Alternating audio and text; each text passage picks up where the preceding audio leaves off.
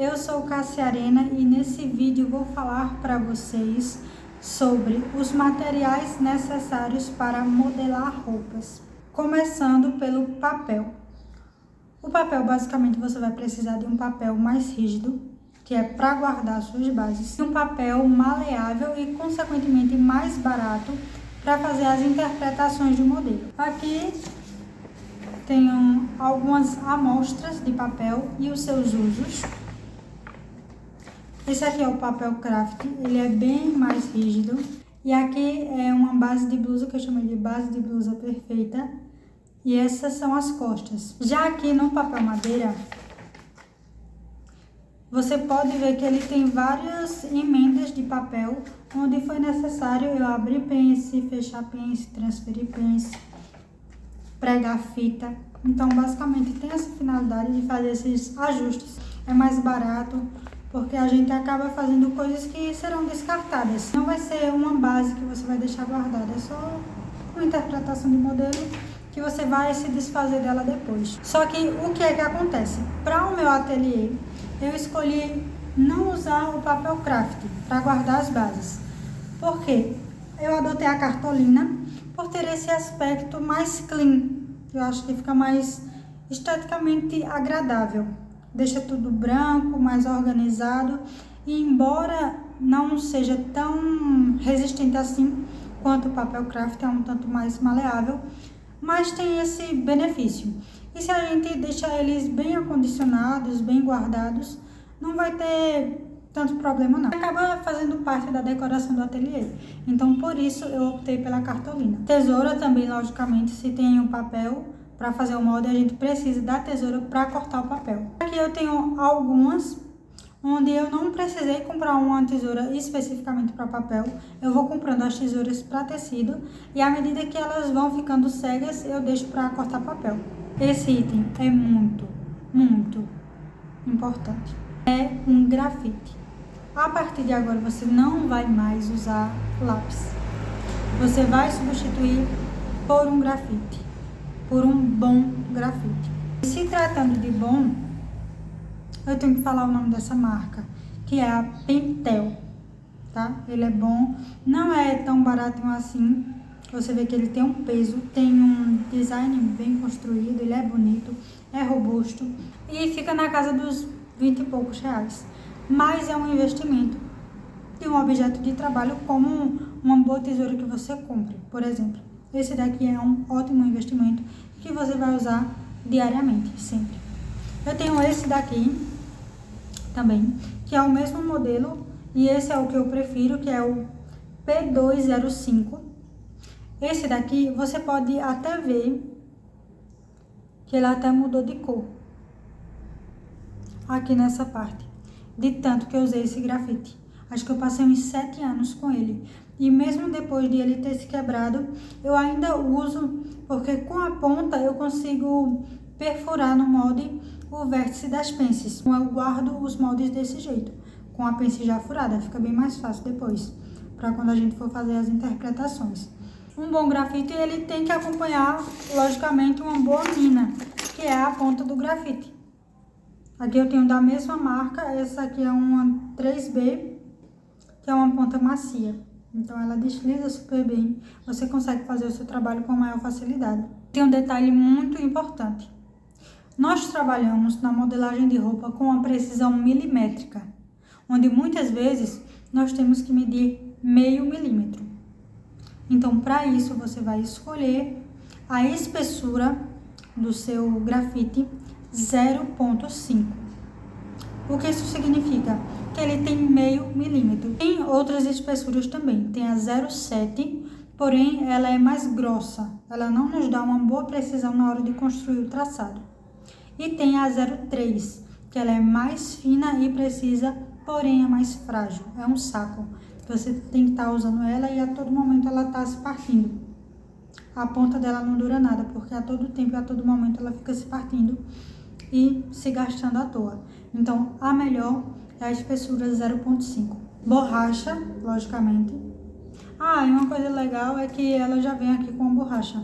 Para quando a gente tiver que apagar coisas bem precisas, a gente pode utilizar essa borrachinha aqui e ela também é vendida à parte. Você consegue comprar um tubinho com várias dessas borrachas e repor sempre que for acabando. Caneta de ponta fina. Pelo mesmo motivo, para manter a precisão das linhas, então é melhor utilizar de ponta fina do que a de ponta grossa, para que nós deixemos marcados de forma definitiva algumas linhas importantes, como linha de entrecavas, busto, cintura, quadril, etc. Fita. Basicamente é a fita crepe, nessa espessura aqui mesmo, acho que tem uns 2 centímetros. E por que a crepe? Porque muitas vezes a gente posiciona a fita e tem que reposicioná-la. E se você for usar uma fita durex, isso não vai ser possível, porque vai rasgar o seu papel, vai ficar uma coisa feia e você vai ter que ter retrabalho, isso não é legal. Réguas e mais réguas. Também é um ponto muito importante, onde a gente deve investir em qualidade. Aqui eu tenho uma régua, tá? Que aparentemente é uma régua simples, normal, que pode ser substituída por qualquer régua de R$2, mas não. Essa daqui eu também já uso há bastante tempo. Faz parte de um kit de desenho técnico profissional, que eu usava na faculdade quando eu fazia engenharia. E ela é da marca Trident. É uma marca bem boa também, de produtos ótimos. E eu vou explicar quais características você tem que buscar nesse tipo de material de trabalho aqui. Não só na régua normal de 30 centímetros, como também em esquadros, nesses de acrílico. Você tem que buscar um material rígido e com uma boa espessura. Por quê? Muitas vezes a gente vai ter que posicionar uma aqui sobre a outra e deslizar para fazer segmentos de reta contínua. Então, essas características ajudam a gente a fazer o nosso trabalho de forma bem feita e com maior precisão. Essa daqui é da marca Trident. E esses esquadros aqui são da Zetec, muito bom também. E sobre os esquadros, qual é o que a gente mais usa? Aqui a gente tem o de 45 graus, 45, 45 e 90 aqui nessa ponta. E esse outro aqui, que ele é maior. A gente utiliza mais esse aqui, que é maior. Justamente porque quando a gente tem que fazer essas linhas, que fazem um ângulo de 90 graus com uma outra linha horizontal, a gente precisa de linhas contínuas mais compridas. E nesse daqui, essa linha, esse segmento de linha é menor. Então, por esse motivo, a gente utiliza esse aqui mais. Mas esse aqui também é bem-vindo quando nós necessitamos marcar ângulos de 45 graus. Além das réguas de acrílico, tem também essa outra gama de réguas aqui.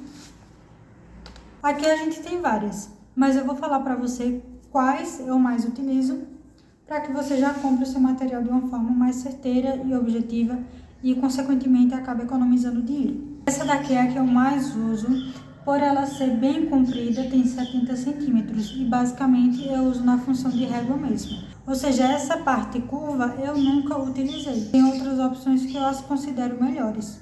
Então, se você tiver uma régua, só a régua mesmo, tem umas que são de metro, acaba sendo até melhor. Para fazer curva de quadril, tenho aqui duas opções, com curvaturas diferentes. E a que eu mais uso é essa daqui. Ela tá até com a fita, porque sempre que eu vou fazer a curva de quadril, eu busco partir do mesmo ponto, para que fique mais organizada a modelagem. Então, essa daqui eu utilizo bastante para essa funcionalidade. E sobre curvas francesas, temos dois modelos aqui. E a que eu mais uso é esse. Pelo motivo de... esse aqui seria bastante utilizável também. Só que nesse nós temos esse aqui que é bem parecido e um ligeiramente menor, que é bem-vindo para tamanhos de roupas menores. 34, 36, 38, esse aqui para tamanhos maiores. Se você tiver apenas essa, já vai suprir todas as suas necessidades. Porque aqui a gente consegue fazer cava de manga, cabeça de manga, curvas de gancho e curvas em geral. Carretilha, muito útil para transferir o risco da base para um outro papel que a gente coloca na parte de baixo e aí passa por cima como se fosse um cortador de pizza. Remove o papel de cima e o risco vai ter sido transferido para a parte de baixo. Fita métrica, para tirar as medidas do corpo, e também uma outra finalidade é medir curvas na base. Por exemplo, vou fazer um design de roupa com gola e colarinho. Preciso medir na base a medida do pescoço para que eu possa fazer a interpretação de modelo. Então a gente vai posicionando a fita em pé, já que se trata de uma curva, e tira a medida que a gente deseja. E para finalizar esse vídeo, 2 itens mais da parte de organização, para que a gente mantenha os nossos moldes de roupa organizados, que são furador normal de escritório, para você fazer o buraquinho no seu molde e colocar aqueles ganchinhos, ou colocar o cabide, colocar qualquer outra coisa que você vai usar para deixá-los organizados. E também clipes de papel para unir parte da frente e a parte das costas dos moldes que obviamente tem frente e costas. Aqui eu tenho a base corpo e eu vou mostrar para vocês como é que eu uso esses materiais para deixar eles bem guardadinhos, tá? Aqui eu tenho o tamanho 36, frente e costas, então eu uso dessa maneira, coloco o clipe de papel, furo, junto aqui nos outros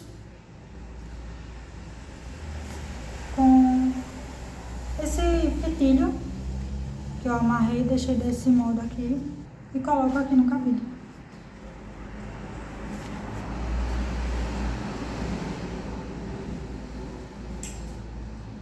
Esse foi o vídeo, eu espero que você tenha gostado. Se tem algum item que eu não falei que você julga necessário, deixe nos comentários, eu vou adorar saber a sua opinião.